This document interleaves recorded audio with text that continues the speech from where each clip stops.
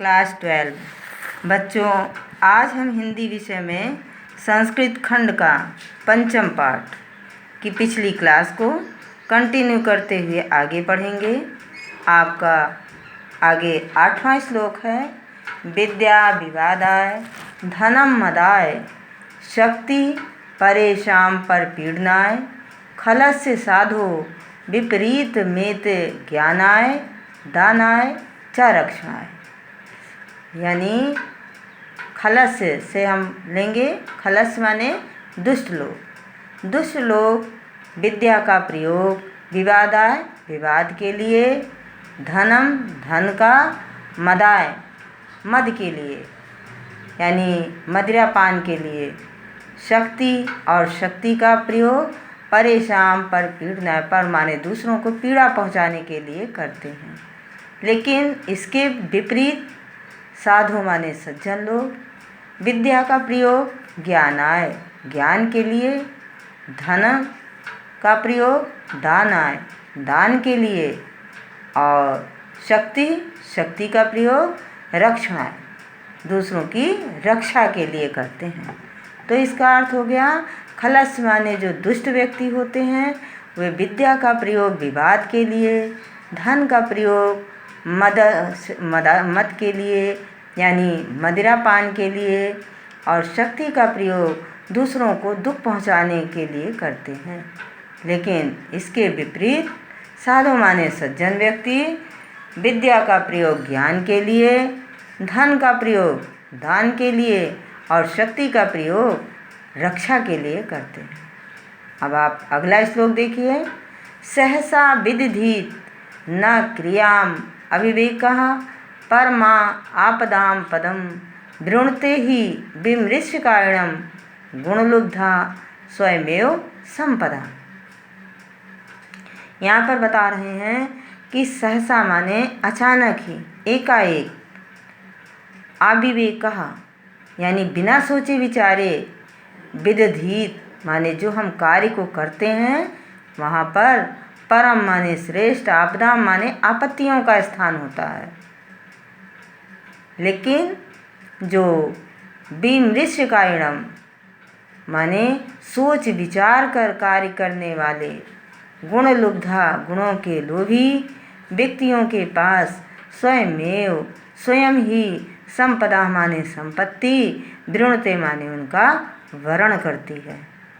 तो आप फिर से सुनिए कि क्रियाम अविवेकः माने बिना सोचे विचार कार्य को करने वाले, अचानक वहाँ पर श्रेष्ठ आपत्तियों का स्थान होता है।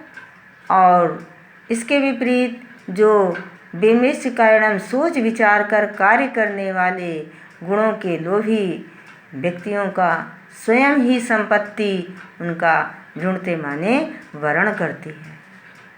अब अगला श्लोक है। वज्रादपि कठोराणि मृदूनि कुसुमादपि लोकोत्तराणाम चेतांसी को न विज्ञातुम अर्हति। यहाँ पर बता रहे हैं कि वज्र से भी कठोर और फूल से भी मृदून माने कोमल, लोकोत्तराणाम माने अलौकिक पुरुषों का, चेतांसी माने हृदय होता है। तो अलौकिक पुरुषों का हृदय, लोकोत्तराणाम चेतांसी, अलौकिक पुरुषों का हृदय वज्र से भी कठोर और फूल से भी कोमल होता है। को ना विज्ञातुम अर्हति, इसको कौन नहीं जानता, अर्थात सभी लोग जानते हैं। अब अगला देखिए। प्रीणाति यह सुचरिते पितरम स पुत्रो यद भर्तुरेव हितमिच्छति तत्कलत्रम तन्मित्रापदि सुखे च समक्रियम यद एकत्रयम जगति पुण्यकृतो लभन्ते। बताते हैं कि सुचरिते अपने अच्छे चरित्र से, या माने जो, पितरम माने पिता को, प्रीणात माने प्रसन्न करता है, सपुत्रो वह पुत्र, जो भर्तुरेव यानी पति की, भर्तु माने पति की, हितमिच्छति पति के हित को चाहती है, तत्कलत्रम, कलत्रम माने स्त्री, ऐसी स्त्री। तन्मित्रापदि, और जो तन्मित्र, ऐसा मित्र। कहते हैं जो आपद माने आपत्ति में, और सुखे माने सुख में, समक्रियम समान कार्य करने वाला, यानी समान व्यवहार करने वाला ऐसा मित्र। एकत्रयम, ये तीनों, त्रयम माने तीनों, जगत माने संसार में, पुण्य कृतो, पुण्य कार्यों से ही लभन्ते माने प्राप्त होते हैं। यानी अच्छे चरित्र से पिता को प्रसन्न करने वाला ऐसा पुत्र, पति की हित को चाहने वाली या हित की इच्छा रखने वाली ऐसी स्त्री, आपत्ति में यानी विपत्ति में, और सुख में या दुख में समक्रियम समान व्यवहार करने वाला ऐसा मित्र। ये तीनों संसार में बड़े पुण्य कर्मों से प्राप्त होते हैं, मिलते हैं। अब अगला देखिए, कामान दुग्धे विप्र कर्षत्य लक्ष्मीं कीर्तिं सूते दुष्कृतम या हिनस्ति शुद्धां शांतां मातरं मंगलानां धेनुं धीरा सुनृतां वाचम आहु। अब आप इसका लेंगे धीरा से। धीरा शब्द है आपका, धीरा से लीजिए धैर्यशाली पुरुष, शुद्धां शुद्ध, शांतां शांत, और मातरम मंगलानां माता की तरह मंगल कार्यों को जन्म देने वाली, सुनृताम, सु माने प्रिय, नृताम माने सत्य, अनृताम, तो सुनृताम माने प्रिय और सत्य, वाच माने वाणी कहा है। तो धैर्यशाली पुरुषों ने शुद्ध, शांत और माता की तरह मंगल कार्यों को जन्म देने वाली सत्य और प्रिय वाणी कहा, वाच माने वाणी कहा है, जो कामान दुग्धे। अब ऊपर की लाइन पे आ जाइए, कामान दुग्धे, जो इच्छाओं को दुग्धे माने पूर्ण करती है, विप्र कर्षत्य लक्ष्मी माने दरिद्रता को दूर करती है, कीर्ति सूते, सूते माने जन्म देती है, कीर्ति माने यश को जन्म देती है, और दुष्कृतम माने बुरे कार्यों को ही नस्ति माने नष्ट कर देती है। आप इसका फिर से सुनिए, धीरा माने धैर्यशाली, धैर्यशाली व्यक्तियों ने, शुद्धाम माने शुद्ध, शांत और माता की तरह मंगल कार्यों को जन्म देने वाली सत्य और प्रिय वाणी कहा है, सत्य और प्रिय वाणी कहा वाली, सत्य और प्रिय वाणी वाली धेनु माने गाय कहा है, जो इच्छाओं को पूर्ण करती है, दरिद्रता को दूर करती है, यश को जन्म देती है और बुरे कार्यों को नष्ट करती है। अब आप अगला देखिए, व्यतिसजति पदार्था आनंतरः कोऽपि हेतु न खलु बहिरूपाधीन प्रीतया संश्रयन्ते विक्षति हि पतंगस्योदये पुंडरीकं द्रवति च हिमरश्म उद्गते चंद्रकांतः। यहाँ पर बता रहे हैं कि आनंतरः, आनंतरः माने आंतरिक, हेतु माने कारण, व्यतिसजत माने आपस में मिलाता है।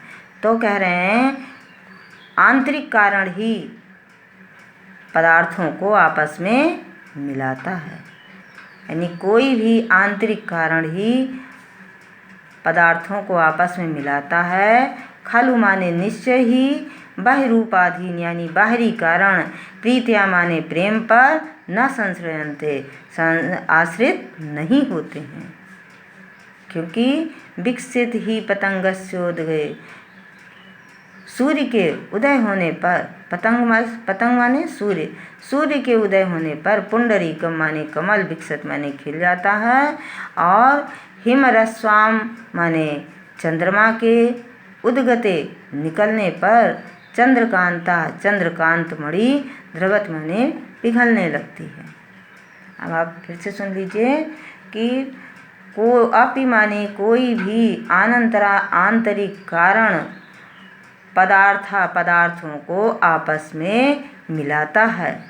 खलु माने निश्चय ही, बाह्य रूपाधीन बाहरी कारण प्रीत्या माने प्रेम पर आश्रित नहीं होते हैं, क्योंकि सूर्य के उदय होने पर कमल खिल जाता है और हिमरस्वा माने चंद्रमा के निकलने पर चंद्रकांत मणि द्रवित हो जाती यानी पिघलने लगती है। निंदन्तु नीति निपुणा यदि वा स्तुवन्तु लक्ष्मी समाविशतु गच्छतु यथेष्टम् अद्य वा मरणमस्तु युगान्तरे वा न्यायात पथा प्रविचलन्ति पदम न धीरा।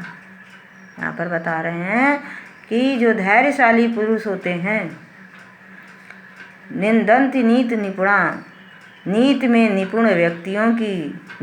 निपुण व्यक्ति निंदन्तु, उनकी चाहे कोई निंदा करे, यदि वा स्तुवन्तु, चाहे उनकी कोई स्तुति करे, लक्ष्मी समाविशतु, चाहे लक्ष्मी का समावेश हो, गच्छतु यथेष्टम, या वो अपनी इच्छा के अनुसार चली जाएं।